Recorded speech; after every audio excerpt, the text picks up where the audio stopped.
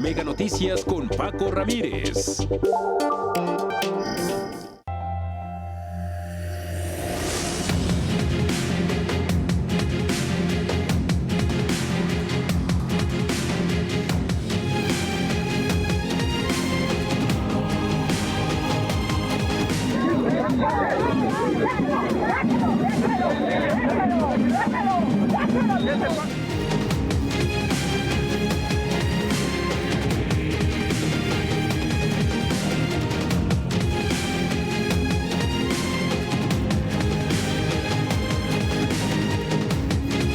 Desde luego que hay elección popular.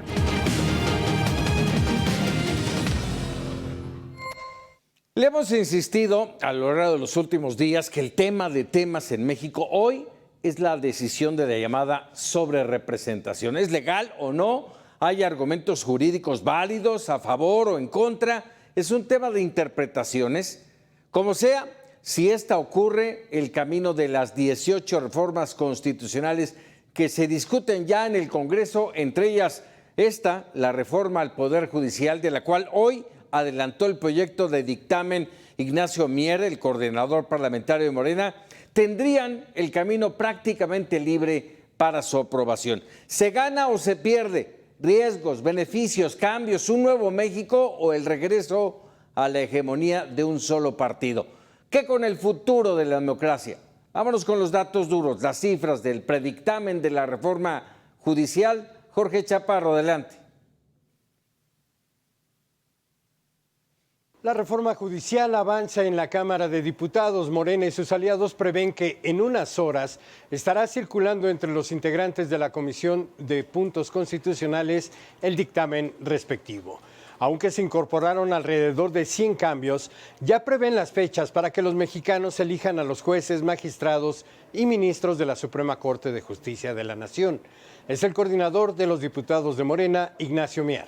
Va a ser el mismo día, en el 2025, la elección para la totalidad de los ministros de la Corte, para el 50% de magistrados y para todas las vacantes, cesantías, retiros, prejubilaciones de jueces. El dictamen será votado el 22 de agosto. Los legisladores contarán con alrededor de 10 días para asimilar todos los cambios.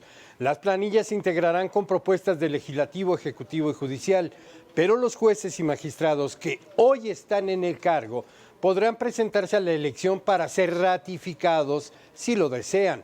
La Suprema Corte de Justicia será presidida por el candidato que obtenga el mayor número de votos. Y si hay muchos aspirantes, esta es la solución. Cuando los tres comités, alguno de ellos o los tres, lleguen a la conclusión de que hay muchos buenos candidatos para un cargo, ahí sortearán para que se reduzca el número. Y los que resulten de ese procedimiento aleatorio serán los que pasen por la vía del Senado al INE. El embajador estadounidense Ken Salazar dijo que su país es respetuoso de la decisión mexicana y ven con buenos ojos la selección de los jueces, pero advirtió sobre los riesgos que se enfrentan. Mira, el temor que tengo yo es el ejemplo que veo en Texas, en la manera que se eligen los jueces en ese estado, ¿no? Y porque ahí sí, los jueces tienen que salir a campaña y levantar recursos y todo eso. Todavía yo no sé qué va a ser, qué es el detalle, ¿no? Qué es el propósito aquí en México. Eso lo va a trabajar el Congreso en los días que vienen. Así que ya está dicho, porque no se atreverán a moverle nada. Ahí vamos a votar por 800 jueces en 2025 y en 2027 por otros 800. Y quizá votemos por los mismos jueces que hoy están en sus cargos. Lo sacaron por la puerta, pero regresaron por la ventana. La información que tengo, volvemos al estudio contigo. Así es, Jorge, muchas gracias. Ayer, déjeme decirle, en este entorno se hizo llegar un documento a las autoridades electorales con las firmas de 27 ex consejeros electorales y ex magistrados del Tribunal Electoral, llamando a sus pares en activo a ser conscientes del papel que están jugando hoy en el futuro de la democracia mexicana. Uno de esos abajo firmantes es Leonardo Valdés Zurita, ex consejero presidente del IFE y profesor titular de la Benemérita Universidad Autónoma de Puebla, a quien le doy la bienvenida como siempre. Muy buenas noches, Leonardo. Y de entrada te pregunto, ¿hacia dónde va ese llamado? ¿Qué les están pidiendo a sus pares en activo, en el INE y en el tribunal? Gracias, Francisco, por la invitación. Con mucho gusto. Mira, es toda una corriente de opinión a lo largo y ancho del país. No somos solamente los ex consejeros y ex magistrados, sino también hay una gran cantidad de organizaciones de la sociedad civil que están planteando una idea similar a la que nosotros construimos en esta carta que entregamos el día de ayer.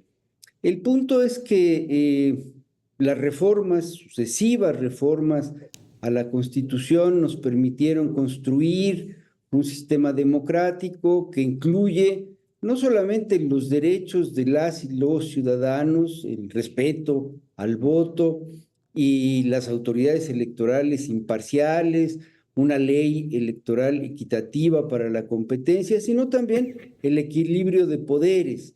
En la misma transición democrática se reformó la Suprema Corte de Justicia de la Nación con el objeto de que el Poder Judicial sea un contrapeso frente al Poder Ejecutivo y al Poder Legislativo para defender la Constitución. Por eso es que en la reforma de 1996, cuando se establecieron lo que hoy se llaman los topes a la sobrerepresentación, se estableció con toda claridad que ninguna fuerza política debe tener la mayoría calificada en la Cámara de Diputados o en el Senado de la República. Esto quiere decir, ninguna fuerza política debe tener más del 66% de la representación para evitar que esa fuerza política por sí misma pueda reformar la Constitución. Y eso que está en nuestra Constitución, que está en nuestra ley suprema, es lo que deben aplicar en esta coyuntura tanto las consejeras como los consejeros y los magistrados electorales. ¿Está en riesgo, Leonardo, la representación proporcional? Sí, por supuesto. Nuestro sistema es un sistema que combina 300 diputaciones de mayoría relativa que pueden ser ganadas por la fuerza que tenga más votos, por supuesto, y 200 candidaturas, diputaciones de representación proporcional que fueron diseñadas para que las minorías también tengan una participación en los procesos de toma de decisión.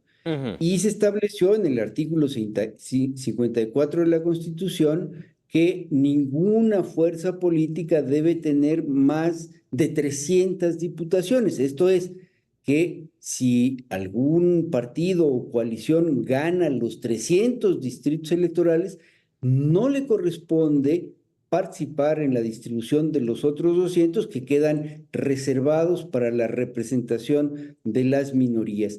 Eso es lo que dice textualmente nuestra Constitución.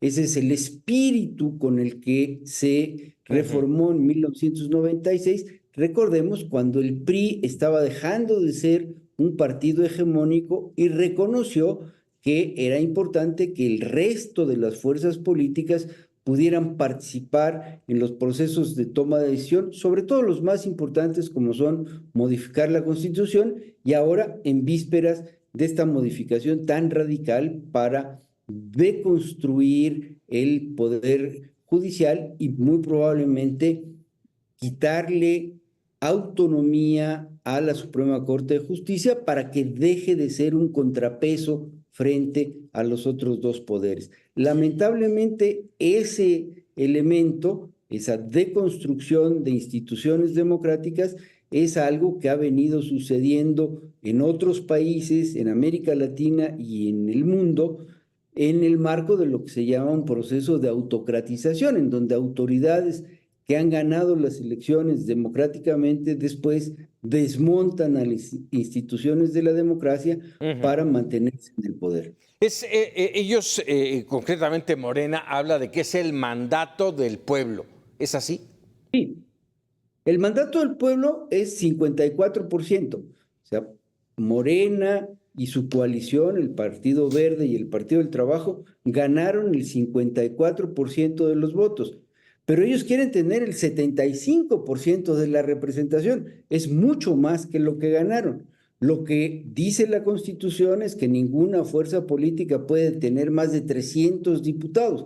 O sea que lo que la Constitución les otorga son 300 diputados, que de los 500 es el 60% de la representación. O sea que sí pueden tener una sobrerepresentación del 54% al 60%, 6 puntos porcentuales, pero no 20 puntos porcentuales como lo han planteado desde la Secretaría de Gobernación, porque lo que asumen es que el tope de 8 puntos de sobrerepresentación se le aplique no a la coalición, sino a cada uno de los partidos de la coalición, y esa es una forma totalmente inconstitucional de aplicar la distribución de las candidaturas de representación proporcional. En 7 días exactamente estaremos hablando ya de la definición que habrá tomado el Instituto Nacional Electoral. Leonardo, y yo te preguntaría si esta decisión es el otorgarle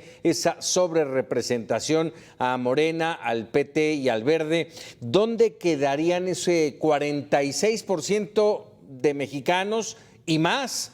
Sí, aquellos incluso que no votaron, ¿dónde quedaría la voz y los derechos de esos mexicanos? Quedarían reducidos a un 24, 25%, que sería lo que le tocaría de representación al resto de los partidos, a los partidos de la oposición.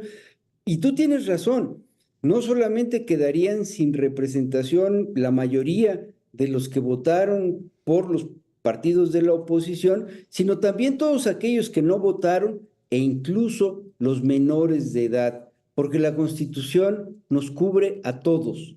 La Constitución nos da derechos y obligaciones a los que votan por la mayoría, también a los que votan por la minoría, a los que no votaron y a los menores de edad. Por eso es que es muy importante que la Constitución solo pueda ser modificada cuando hay un consenso político muy grande, 2/3 de los diputados, 2/3 de los senadores, que es un consenso que se construye a partir del convencimiento de que lo que se va a modificar es benéfico para la República, benéfico para el conjunto de la sociedad, y no solamente para una élite, no solamente para un grupo que en un momento histórico determinado ocupa el poder político. Leonardo Valdés Brita, como siempre, agradecido de que nos regales unos minutos aquí en Mega Noticias. Al contrario, gracias a ustedes, Francisco. Muchas gracias.